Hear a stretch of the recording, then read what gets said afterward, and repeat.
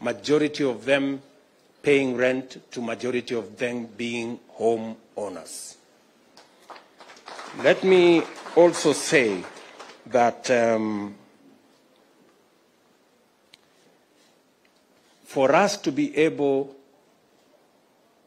to accelerate the development of housing in Kenya, and I am not talking about Nairobi, I am talking about all our cities largely, for us to be able to accelerate, apart from working with the counties, and I look forward that our governors will make it possible for us to have land in our major towns so that we can roll out the social and the affordable housing plans in all our cities and make 2-3 million Kenyans homeowners in the next couple of years. What we have done to make sure that that comes through is we have established the Kenya Mortgage Refinancing Company that will support the whole mortgage enterprise and backstop some of the challenges that will come with acquisition of mortgage. We have also adjusted the CBK, prudential banking guidelines, so that with more deposits, banks can do more lending as a practice, so that we can make more resources available for people who want to borrow. We have also worked with our pension schemes and made it possible that people saving in our pension schemes can have access to some of their savings so that they can put it up for home ownership. So the pension funds can now use for their pensioners some of the resources that have been saved by pensioners to be able to buy homes under our plan. And let me also say, we have made sure that affordable housing will be made available on a priority basis. We look at who qualifies so that we can put them. For the people in Mukuru, Kwanjenga here and the whole of Mukuru slum, we're going to work with you so that as we transit to here, we get more land in Mukuru to be able to develop more houses. 700 acres is a huge piece of land. We can settle probably about 300,000 people, 3 times the people who today are living in Mukuru Kwanjenga, with proper facilities and everything else. I have also told the ministry that this facility here, as it will be the case in all the others, this facility must have enough markets, it must have enough schools, it must have enough facilities for clinics and a proper hospital, so that the people who will be living here, because we will be talking about probably 13,000, 14,000 houses in this land, which means we will have between maybe 30,000, 40,000 people living here. All the children of the people who will be living here, we must have a school here where the children will go to school. We must have a hospital here. We must have a clinic here, which can make this whole this wholesome and be able to the kids of the people living in Mukuru,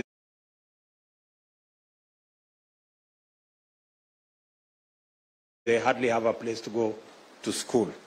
So we must make sure that that school is available in this facility. So with those many remarks, next week or the week after, I will be coming to Kibra. Bwana Mheshimiwa, nitakuwa huko. Kwa sababu hiyo mpango yote ya Kibra hiyo lazima tubadilishe. The slum upgrading program is beginning, and we want to make sure that the people of Kibra stop flying toilets. They can live like decent Nairobians as well. The whole of that Eastlands, we already have a plan. So nyinyi waheshimiwa, mimi niko tayari kushirikiana pamoja na nyinyi. Nimewaomba tu kitu kimoja, munipitishie housing fund, hiyo ingine nitafanya tafadhali. Na hawa watu wametupigia kura, watafurahi. Sasa wacha nichukue nafasi hii, kwa sababu nilikubaliana na Wizara ya Ardhi, na mumesikia ya kwamba saa zingine kuwa na matatizo, kwa sababu kuprocess mambo ya ardhi saa zingine inachukua muda, na nimekubaliana na watu wa Wizara ya Ardhi ya kwamba tutabadilisha mwendo. Thank you so much, Governor. Karibu.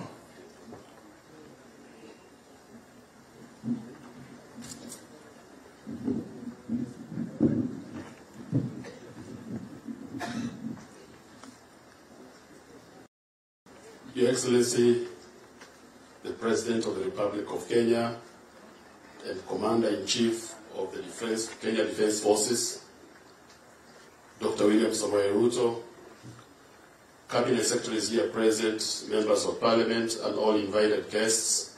Mine is really very simple, is to welcome you to this site, Your Excellency, and to express our gratitude as the people of Nairobi for taking the first step to come and support the program that is going to house our residents. Your Excellency, you remember when we were campaigning, we said you want to create a city of order and dignity. When you have decent housing, you have dignity.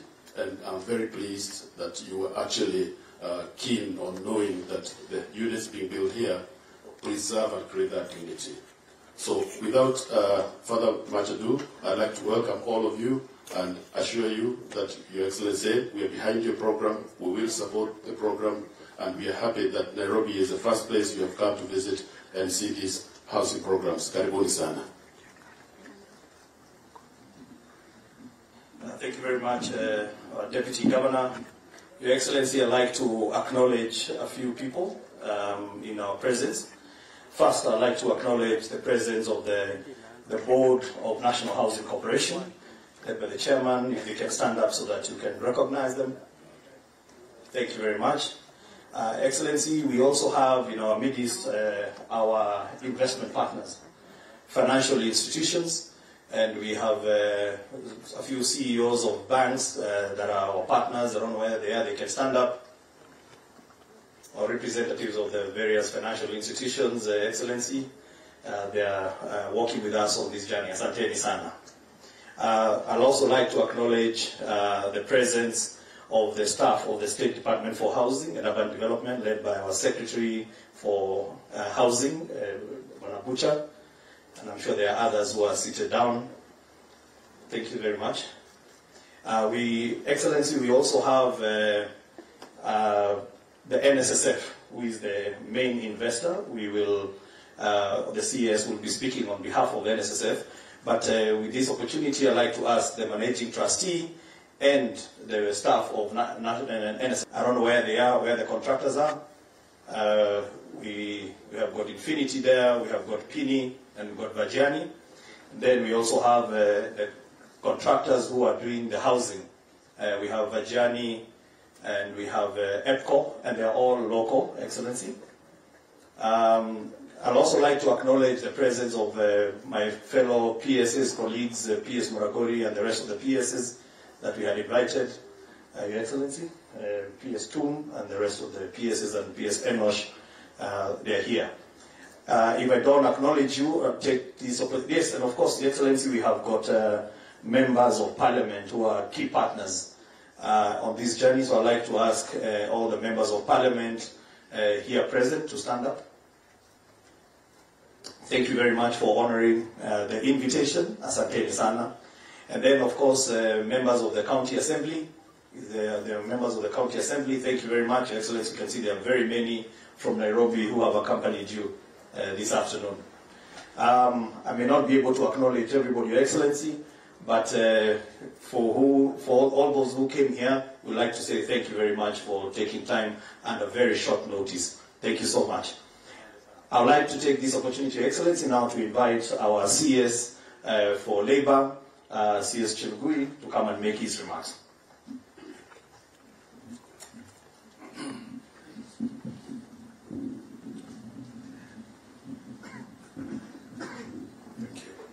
Your Excellency, the President of the Republic of Kenya, Dr. William Samoei Ruto, the Deputy Governor of Nairobi, CSS President, CS Macharia, CS Karone, the CAS is present, Honorable Members of Parliament, the MCAs, the Principal Secretary is present, my own Principal Secretary, PS2, and Muraguri. The Chair Board of Trustees, the trustees, ladies and gentlemen, good afternoon. National Social Security Fund was established in 1965 through an Act of Parliament and was initially operated as a department of the Ministry of Labour until 1987, when NSSF Act was amended to transform the fund into a state corporation under the management of Board of Trustees. This fund was established as a mandatory source in case of permanent disability, basic assistance to the needy dependents in case of death, and monthly life pension upon retirement. This led to a assenting of National Security Fund Act No. 45 of 2013 on 24th of December 2013 that established two funds, namely Pension Fund and Provident Fund, to provide contributions to a payment of benefits out of these funds. Unfortunately, Your Excellency, this act was rendered unconstitutional